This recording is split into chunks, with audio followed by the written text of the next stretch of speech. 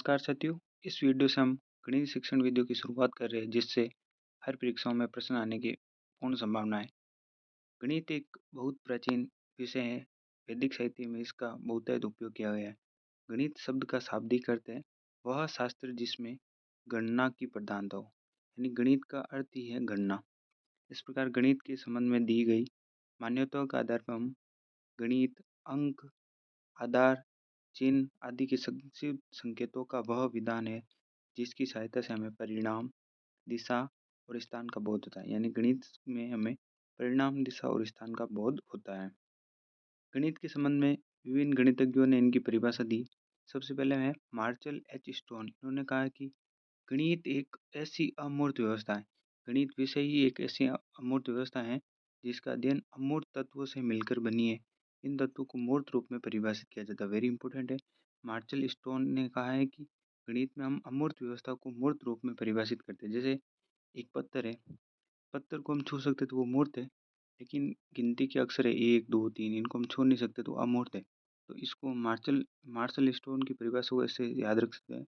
Stone तो है मूर्त और जो गिनती का अक्षर है अमूर्त। तो स्टोन ने कहा कि अमूर्त से मूर्त तत्वों की व्यवस्था को हम गणित कहते हैं। बर्ट्रैंड रसेल के अनुसार गणित एक ऐसा विषय है जिसमें हम ये नहीं जानते हैं कि हम किसके बारे में बात कर रहे हैं, और न ही हम ये जान पाते कि जो कह रहे हैं वह सत्य है।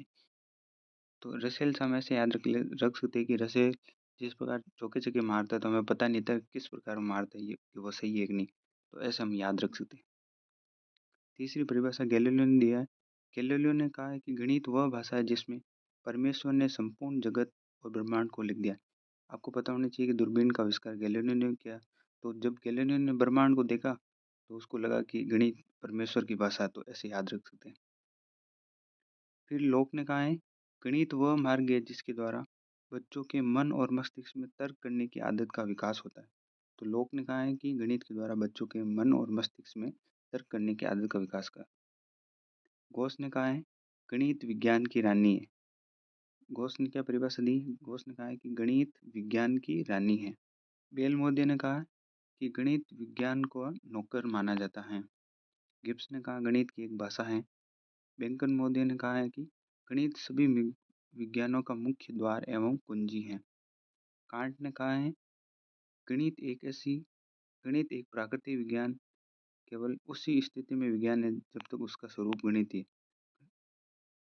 कांट मोदी के अनुसार एक प्राकृतिक विज्ञान केवल उसी स्थिति में विज्ञान है जब तक उसका स्वरूप गणित है।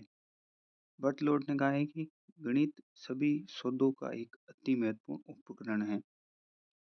कॉमेट ने कहा है कि वह सभी वैज्ञानिक शिक्षा जो गणित को साथ लेकर नहीं चलती, अनिवार्य वह अपने मूल रूप में दोषपूर्ण है। हागबेन ने परिभाषा दी गणित सभ्यता और संस्कृति का दर्पण। ये वेरी इंपॉर्टेंट परिभाषा है और ये रीट में आगे 2-3 बार आई हुई। तो हागबेन ने कहा है कि गणित सभ्यता और संस्कृति का दर्पण है। व्हाइटहेड ने कहा है कि व्यापक महत्व की दृष्टि से गणित सभी प्रकार की व्हाइटहेड ने कहा कि व्यापक दृष्टि से गणित सभी प्रकार की औपचारिक निगमनात्मक तार्किक योग्यताओं का विकास है। तो व्हाइटहेड ने कहा कि गणित में औपचारिक निगमनात्मक तर्क होते हैं। अब गणित की परिभाषाओं के आधार पर हम गणित का सारांश लिख सकते हैं। पहला, गणित स्थान और संख्याओं का विज्ञान है। दूसरा, गणित गणनाओं का विज्ञान है। तीसरा, गणित में मापतोल, मात्रा यानी परिणाम और दिशा का विज्ञान है। चौथा है गणित विज्ञान की क्रमबद्ध, संगठित और यथार्थ शाखा है। इसमें मात्रात्मक तथ्यों इसमें मात्रात्मक तथ्यों और संबंधों का अध्ययन किया जाता है। यह तार्किक विचारों का विज्ञान है। गणित एक तार्किक विषय इसलिए यह तार्किक विचारों का विज्ञान है। गणित के अध्ययन से मस्तिष्क में तर्क करने की आदत का विकास होता है। आठवां है गणित आगमनात्मक और प्रायोगिक विज्ञान है। तर्क दो प्रकार के होते हैं, पहला आगमन तर्क, दूसरे निगमन। आगमन में हम पहले उदाहरण देते हैं फिर नियम देते हैं, जबकि निगमन विधि में हम पहले नियम बताते हैं फिर उदाहरण देते हैं। तो गणित की प्रकृति, अगर प्रश्न बने कि गणित की प्रकृति किस प्रकार है, तो गणित की प्रकृति आगमनात्मक और प्रायोगिक। गणित वह विज्ञान है जिसमें आवश्यक रूप से कुछ निष्कर्ष निकाले जाते हैं। तो ये कहा था बेंजामिन पियर्स ने। इस टॉपिक से आए हुए प्रश्नों को देख लेते हैं। पहला प्रश्न आया था गणित सभ्यता एवं संस्कृति का दर्पण है, ये कथन किसने कहा था? तो ये कथन कहा था हॉगबेन ने। प्रश्न है, निम्न में से कौन सा कथन गणित की प्रकृति के संबंध में सही है? पहला ऑप्शन लिखा हुआ गणित की अपनी भाषा होती है, ये सही है। दूसरा लिखा हुआ गणित गणित के ज्ञान का आधार हमारे ज्ञानेंद्रिय है, ये भी सही है। तीसरा लिखा हुआ है गणित का ज्ञान ठीक, स्पष्ट, तार्किक और एक क्रम में होता है, तो ये चारों कथन सही हो जाएंगे। फिर आगे प्रश्न है, गणित ही विज्ञान का द्वार एवं कुंजी है, तो ये कहा था रोजर बेंकर ने। प्रश्न है, गणितीय शिक्षा पुस्तक के लेखक हैं, तो गणितीय शिक्षा पुस्तक के लेखक सी.वी. भीमशंकरन हैं। आगे प्रश्न है, सी.वी. भीमशंकरन के अनुसार गणित की प्रकृति होती है, तो गणित की प्रकृति परिमाणात्मक होती है क्योंकि उसमें हमें परिणाम मिलते हैं, और गणित की प्रकृति अमूर्त होती है। तीसरा, यह प्रतिरूपों का अध्ययन है, तो ये तीनों कथन सही हो जाएंगे। प्रश्न है, प्रोफेसर जे.एन. कपूर के अनुसार गणित की प्रकृति है, तो पहला ऑप्शन है गणित एक गतिशील और बौद्धिक उद्यम है, तो ये सही हो जाएगा। दूसरा, गणित एक तार्किक विषय, तो ये भी सही हो जाएगा।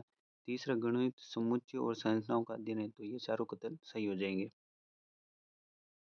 आगे प्रश्न है, कौन सा गणित की प्रकृति के संबंध में सही नहीं है? पहला ऑप्शन है गणित एक अस्पष्ट रूप से ज्ञान की प्रस्तुति करता है, तो ये गलत ऑप्शन है क्योंकि गणित तो एक स्पष्ट ज्ञान देता है। दूसरा ऑप्शन है गणित एक बौद्धिक एवं तार्किक विषय, ये सही कथन है।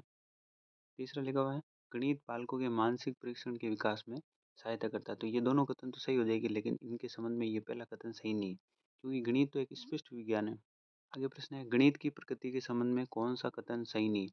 पहला लिखा हुआ है गणित एक निगमनात्मक विज्ञान है, तो ये पहला कथन ही गलत हो जाएगा क्योंकि गणित एक आगमनात्मक विज्ञान है, ये रट लेने योग्य बात है।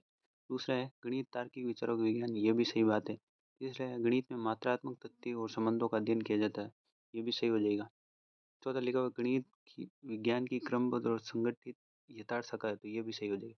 नोट में है गणित आगमनात्मक और प्रायोगिक विज्ञान है। ये प्रश्न है, गणित यानी परिणाम शास्त्र है, ये कथन किनका है? तो ये कथन अरस्तु ने कहा कि गणित का अर्थ है परिणाम शास्त्र। आगे ये प्रश्न है, प्राथमिक कक्षा का एक बच्चा संक्रिया, चिन्हों, सिक्कों एवं घड़ी के सुइयों में अंतर स्थापित नहीं कर पाता, तो ये कथन किस ओर अंकित करता है? तो ये किस क्षेत्र की में समस्या है? तो भाषा के क्षेत्र में समस्या तो है नहीं। दूसरा है श्रवण संबंधी, श्रवण से संबंधित नहीं। तीसरा प्रक्रिया स्मृति, तो इससे संबंधित नहीं। चौथा है दृश्य प्रसंक्रमण, तो इसका सही आंसर हो जाएगा दृश्य प्रक्रमण। आगे प्रश्न है, गणित एक ऐसी अमूर्त व्यवस्था का अध्ययन है, तो ये कथन कहा था मार्शल एच स्टोन ने। हमने इसको ऐसे याद रखा था, स्टोन एक मूर्त होता है, तो स्टोन ने कहा था कि गणित एक अमूर्त व्यवस्थाओं का अध्ययन है। फिर आगे आगे प्रश्न है, एक प्राकृतिक विज्ञान केवल उसी स्थिति में विज्ञान है जब तक उसका स्वरूप गणित है, तो ये कथन कहा था कांट ने। प्रश्न है, व्यापक महत्व की दृष्टि से गणित सभी प्रकार की औपचारिक निगमनात्मक तार्किक योग्यताओं का विकास है, तो ये व्हाइटहेड ने कहा कि गणित एक औपचारिक निगमनात्मक तार्किक योग्यताओं का विकास है। प्रश्न है, गणित के अंतर्गत साइकोमोटर गतिविधियों से संबंध है। साइकोमोटर गतिविधियाँ वो होती है जिनमें किसी मॉडल का निर्माण किया जाता है, रेखांकन किया जाता है और कथनों को मैनिपुलेट किया जाता है, तो ये सभी हो जाएंगे। प्रश्न है, गणित से अनभिज्ञ कोई भी व्यक्ति प्रवेश न करे, तो ये कहा था प्लेटो ने। प्लेटो ने अपने आश्रम में एक व्यवस्था करी कि जो गणित को नहीं जानता वो आश्रम में प्रवेश नहीं करे। प्रश्न है, निम्न में से कौन सा कथन गणित की प्रकृति के संबंध में असत्य है? पहला है गणित की अपनी भाषा होती है, तो ये कथन सत्य हो गया, जिसके माध्यम से पद, प्रत्यय, चिन्ह, सूत्र आदि का प्रतिपादन किया जाता है, तो ये कथन तो सत्य है, लेकिन इसने पूछा असत्य। दूसरा है गणित की एक सार्वभौमिक विषय, तो ये भी सत्य कथन है। तीसरा लिखा हुआ है संख्याएं, स्थान, मापन आदि गणित का आधार है, इसमें वस्तु के संबंध में संख्यात्मक निष्कर्ष निकाले जाते हैं, तो ये तीनों कथन सही हो जाएंगे। चौथा लिखा होगा गणित में सामान्यीकरण का क्षेत्र सीमित होता है, तो ये गलत हो जाएगा क्योंकि गणित में सामान्यीकरण का क्षेत्र विस्तृत होता है, सीमित नहीं होता। गणित विज्ञान की रानी एवं संख्या सिद्धांत गणित की रानी है, तो ये कहा था घोष ने। प्रश्न है, किसने कहा था कि गणित वह विज्ञान है जिसमें आवश्यक निष्कर्ष निकाले जाते हैं? तो ये कहा था बेंजामिन पेरिक ने कहा था कि गणित में आवश्यक निष्कर्ष निकाले जाते हैं। आगे प्रश्न है, संगीत मानव के अवचेतन मन का अंगगणितीय संख्याओं के माध्यम से एक आधुनिक गुप्त व्यायाम है, तो ये कहा था लेबनिज।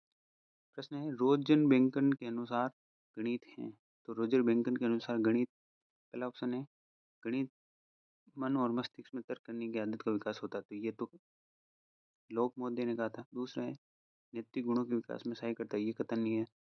तो रोजर बेंगर ने कहा था गणित सभी विज्ञानों का सिंह द्वार और कुंजी है। हकबेन के अनुसार गणित सभ्यता और संस्कृति का दर्पण है। तो ये सभ्यता और संस्कृति का दर्पण है, तो ये किस मूल्य से संबंधित है? तो ये संस्कृति शब्द आ रहा था, इसका मतलब ये सांस्कृतिक मूल्य से संबंधित है। किसने कहा था कि गणित वह विज्ञान है जिसमें आवश्यक निष्कर्ष निकाले जाते हैं? तो ये बेंजामिन पियर्स ने निकाला था। पियर्स निष्कर्ष, ऐसे याद रख सकते, पियर्स निष्कर्ष। ज्ञानात्मक क्षेत्र का अत्युन्नत लक्ष्य है। तो ब्लूम की टेक्सोनोमी के अनुसार ज्ञानात्मक क्षेत्र का सबसे उच्च क्षेत्र होता है मूल्यांकन।